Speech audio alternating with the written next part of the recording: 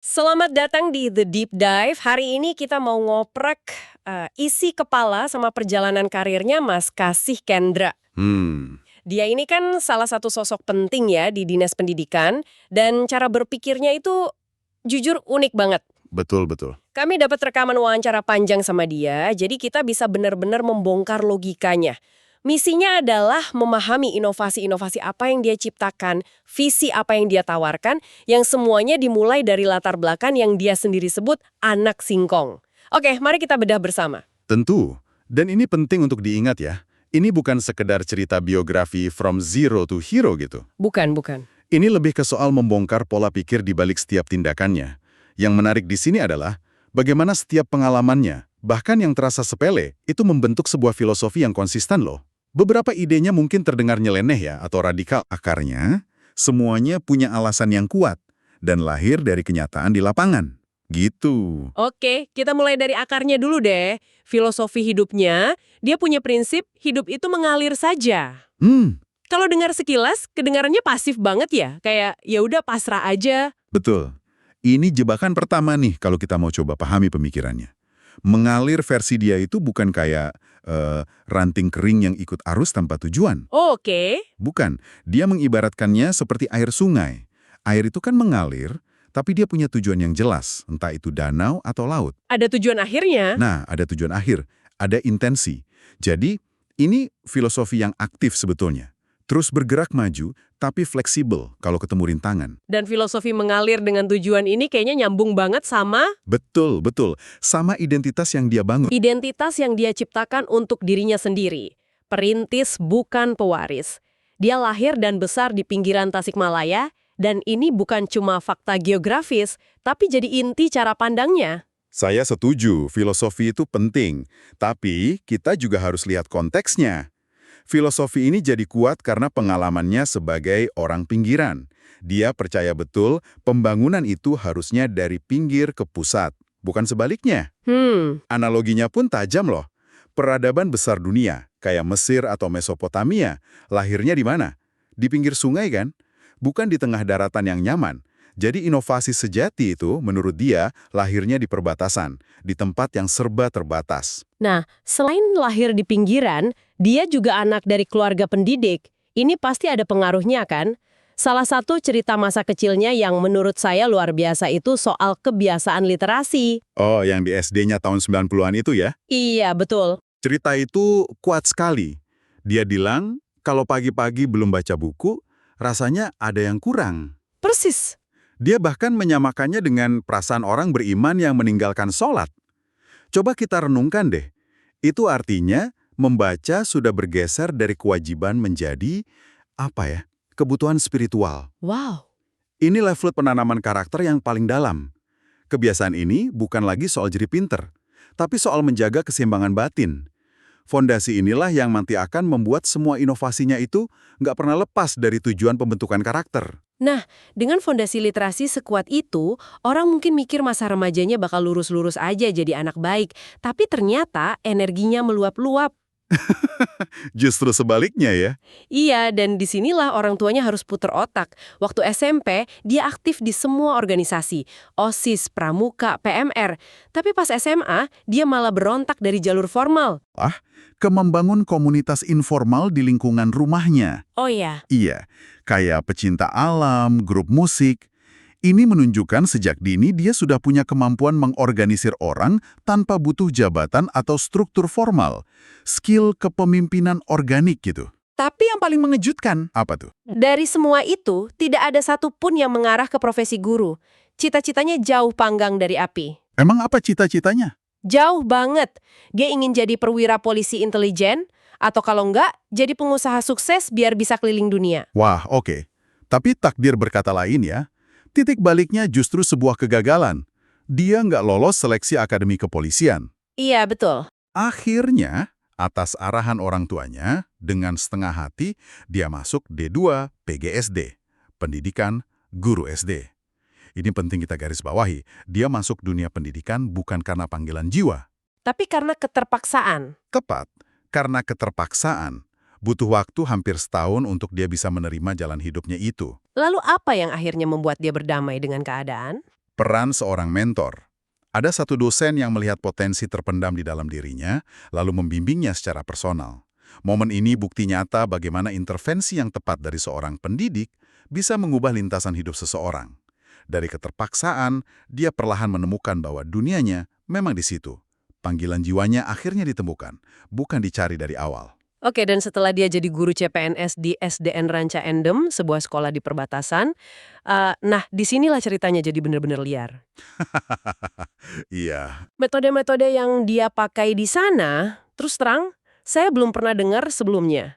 Dia mulai dari membereskan lingkungan kerjanya dulu, para guru. iya, dia melihat ada tembok besar antara guru senior dan guru junior CPNS. Nggak ada kolaborasi. Solusinya? Bukan dengan rapat, Bukan. bukan dengan surat edaran. Dia dan teman-teman CPNS-nya patungan Rp20.000 setiap Sabtu untuk beli liwet atau bakso. Buat apa? Makan bersama semua guru. Filosofinya sangat pragmatis dan jenius. Kalau perutnya sudah kenyang, kita gampang mempengaruhi orang. Dia meruntuhkan tembok senioritas lewat perut, bukan lewat argumen. Oke, itu strategi sosial yang cerdas. Tapi di dalam kelas, inovasinya lebih gila lagi. Beberapa metodenya ini terus terang bisa bikin guru-guru lain atau bahkan orang tua mengernyitkan dahi. Contohnya, Misalnya, dia mengizinkan siswa makan permen karat di kelas. Spontan pikiran pertama saya, ini apa nggak malah bikin kelas jadi lengket semua dan anak-anak nggak fokus? tentu saja itu risikonya, dan dia sadar betul. Tapi disitulah letak kejeniusannya. Dia tidak melihat permen karet sebagai masalah, tapi sebagai alat tes karakter. Alat tes karakter. Iya, logikanya begini. Bagaimana kita tahu anak itu disiplin dan bertanggung jawab kalau tidak pernah kita uji dengan kebebasan? Dia memberikan kepercayaan dulu. Kalau ada siswa yang buang sampah sembarangan, itu jadi momen belajar bersama, bukan momen untuk menghukum satu anak. Jadi aturannya bukan dilarang, tapi silahkan, tapi buktikan kamu bisa bertanggung jawab. Wah, itu mengubah total cara pandang soal disiplin ya. Tepat sekali. Bukan disiplin karena takut hukuman, tapi disiplin karena menjaga kepercayaan. Dan pola pikir menguji dengan kebebasan ini ia terapkan di banyak hal lain. Kayak apa lagi? Sistem absensinya. Dia nggak cuma teriak nama.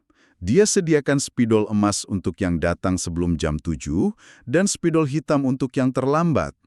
Anak-anak juga bikin jam dari kardus dan mengatur jarumnya sesuai waktu kedatangan mereka. Tanpa disadari, dia mengajarkan kejujuran, disiplin, dan konsep waktu secara bersamaan. Termasuk soal gawai, di saat semua guru panik melarang HP, Nah, ini yang paling radikal. dia malah menyuruh siswa kelas rendah membawanya. Karena dia melihat realitas. Anak-anak ini kan sudah terpapar dan tertarik sama teknologi. Melarangnya hanya akan menciptakan perang yang nggak perlu. Jadi, dia balikan logikanya. Gimana cara memanfaatkan ketertarikan ini untuk belajar? Jadi gimana? Akhirnya, dia pakai fitur SMS di HP jadul untuk latihan membaca dan menulis. Ini contoh sempurna dari pembelajaran kontekstual. Dia nggak melawan arus, tapi membengkokkan arus itu untuk tujuannya. Dengan semua terobosan ini, nggak heran dia mulai ikut berbagai kompetisi guru dan menang. Tapi lagi-lagi, motivasi awalnya sangat tidak terduga. Sangat manusiawi malah. Iya kan? Ya, ini bagian favorit saya. Dia terinspirasi dari kakaknya yang kerja di kapal pesiar, sering posting foto di hotel-hotel mewah. Cita-cita Mas Kendra jadi sangat sederhana. Saya ingin masuk hotel tanpa bayar. Haha. Dan jalan paling logis saat itu, ya dengan ikut lomba atau pelatihan guru yang diselenggarakan pemerintah. Karena pesertanya kan pasti diinapkan di hotel. Sebuah motivasi yang jujur dan membumi. Dan ternyata motivasi sederhana itu membawanya ke panggung nasional. Tapi dia punya refleksi menarik soal kemenangannya. Dia bilang, dia menang bukan karena dia yang paling pintar. Nah, disinilah dia memperkenalkan perbedaan krusial antara pintar dan cerdas. Ini bukan sekedar permainan kata. Apa bedanya menurut dia? Coba Anda pikirkan, seluruh sistem kita, dari sekolah sampai dunia kerja, itu terobsesi mengukur yang pintar. Nilai, IPK, sertifikasi, penguasaan materi, tapi menurutnya, yang benar-benar jadi penentu kesuksesan di dunia nyata adalah yang cerdas. Cerdas dalam artian? Kemampuan negosiasi, membangun tim, membaca situasi, kecerdasan emosional. Dia pada dasarnya sedang mengkritik apa yang selama ini kita agung-agungkan sebagai prestasi. Jadi menurutnya dia menang karena dia cerdas dalam membangun jejaring. Bukan karena dia paling pintar dalam membuat makalah. Tepat. Dan keyakinan ini ia bawa dalam visinya untuk para guru. Dia selalu mendorong guru untuk keluar dari tempurung kelasnya. Contohnya sangat konkret. Gimana tuh? Daripada guru geografi menjelaskan tentang negara Brunei dari buku teks tahun 2005 yang usang, kenapa nggak manfaatkan jejaring? Cari kontak guru di Brunei, lalu adakan panggilan video, jadikan guru dari Brunei itu guru tamu selama 15 menit di kelas. Wow, itu brilian. Pembelajarannya jadi otentik, relevan, dan tak terlupakan bagi siswa. Itulah kekuatan cerdas di era sekarang. Nah, dengan rekam jejak dan pola pikir seperti ini, akhirnya dia ditarik ke dinas pendidikan. Menariknya, ini bukan jabatan yang dia lamar atau kejar. Oh ya? Dia lagi santai di sekolah saat ditelepon dan ditawari posisi itu. Dan di sini terjadi lagi satu pergeseran mental yang fundamental. Saat menerima posisi itu, dia tidak melihat dirinya naik pangkat jadi pejabat. Dia melihatnya sebagai pergeseran objek pelayanan.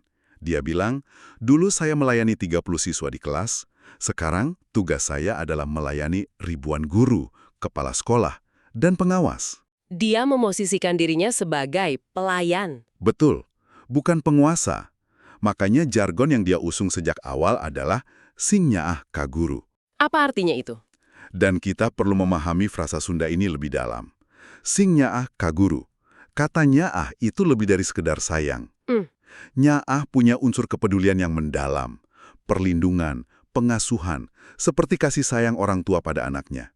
Jadi ini bukan slogan administratif, tapi sebuah seruan emosional untuk benar-benar merawat dan melindungi para guru. Karena dia percaya guru adalah roh dari dinas pendidikan. Tepat. Tanpa guru yang sejahtera lahir batin, dinas pendidikan itu hanya gedung kosong. Ini menimbulkan sebuah pertanyaan penting. Apa yang akan terjadi jika lebih banyak pemimpin di sektor publik mengadopsi mentalitas pelayan ini? Fokusnya akan benar-benar bergeser, dari membuat regulasi yang rumit menjadi melakukan fasilitasi yang memberdayakan, dari mengontrol menjadi melayani. Perubahan perspektif ini bisa merevolusi cara kerja birokrasi kita. Visi pelayanan ini kemudian dia terjemahkan ke dalam rencana strategisnya hingga 2026. Fokusnya bukan pada hal-hal muluk, tapi sangat praktis. Iya, sangat membumi. Selain pemerataan kualitas guru, dia menekankan pentingnya penghargaan untuk guru. Tapi penghargaan versinya bukan sekedar piala atau sertifikat. Bukan. Dia mendefinisikannya dalam dua aksi nyata. Pertama, memudahkan urusan mereka. Potong jalur birokrasi yang nggak perlu. Kedua, memperkecil pengeluaran mereka. Itu gimana caranya? Misalnya lewat kerjasama agar kartu PJRI bisa dapat diskon di toko buku, atau bahkan warung sembako. Ini kan bentuk penghargaan yang langsung terasa di dapur dan di pikiran. Bikin hidup guru lebih ringan. Begitu juga dengan model pelatihan. Dia mau mengubahnya dari yang sifatnya seremonial menjadi lebih praktis dan, ini kata kuncinya, berdiferensiasi. Artinya, nggak ada lagi pelatihan dengan materi satu untuk semua. Kebutuhan guru kan beda-beda. Kelompok guru yang masih gagap teknologi akan dapat pendampingan khusus yang sabar, nggak disatukan dengan yang sudah jago bikin konten digital. Pelatihan harus menjawab kebutuhan nyata. Dan semua rencana ini didasari oleh kritik-kritik tajamnya pada praktik yang sudah ada. Salah satunya soal study tour, Oh iya, yang seolah jadi ritual wajib ke Jogja atau Bandung. Ini pasti banyak pendengar kita yang mengalaminya. dan kritiknya sangat mengena. Kenapa harus jauh-jauh dan mahal-mahal? Dia mendorong pemanfaatan potensi lokal. Ajak siswa ke sawah, undang petani lokal untuk jadi narasumber tentang ketahanan pangan. Itu jauh lebih murah dan relevan ya. Jauh lebih murah, relevan dengan konteks hidup siswa, dan sekaligus memberdayakan ekonomi komunitas lokal. Ini menantang definisi kita tentang sumber belajar. Ini nyambung dengan kritiknya yang lain soal model pelatihan yang selalu mengundang satu narasumber ahli dari kota besar. Betul, dia menolak keras model itu. Baginya, semua guru adalah narasumber. Pengalaman mereka di lapangan itu ilmu yang paling berharga.